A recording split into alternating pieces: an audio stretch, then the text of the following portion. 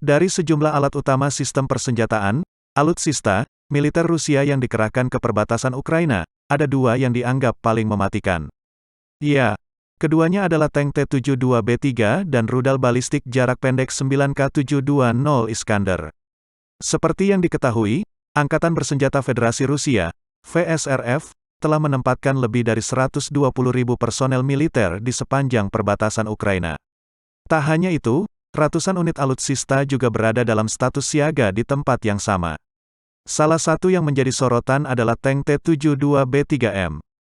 Tank yang pertama kali dibuat pada masa jaya Uni Soviet ini masih diproduksi sejak 1968 hingga saat ini.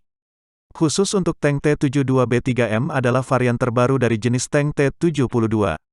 Tank ini diluncurkan pada 2016 dengan peningkatan sistem, upgrade sistem, persenjataan mutakhir. Seorang pengamat militer Rusia yang juga mantan perwira Korps Marinir Amerika Serikat, US Marine Corps, Robert Lee, menjelaskan bagaimana kehebatan tank T-72B3 model 2016 atau T-72B3M. Tank T-72B3M memiliki sistem optik termal yang bisa membaca suhu. Dengan teknologi tersebut, tank ini punya kemampuan hebat menghadapi pertempuran di malam hari. Tak cuma itu, tank T-72B3M juga punya senjata mematikan dalam rudal kendali 9 meter 119 meter. Rusia memiliki rank T-72B3 di perbatasan Ukraina, dengan sistem optik termal untuk pertempuran malam hari. Selain itu, peluru kendali Rusia memiliki 2 kali lipat dibandingkan dengan beberapa tank lain, ujar Lee dikutip Viva Militer dari Newsweek. Dengan kecepatan maksimal 75 km per jam, tank T-72B3M mampu menerobos medan tempur di Ukraina hingga jarak 700 km. Selain tank T-72B3M, militer Rusia juga punya senjata penghancur yang tak kalah menakutkan.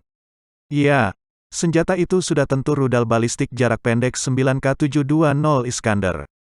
Dalam laporan yang dikutip Viva Militer dari Defense Block, pekan lalu militer Rusia memobilisasi sejumlah unit rudal balistik 9K720 Iskander ke Vorozhech, 250 km dari wilayah Kharkiv dan Luhansk, Ukraina.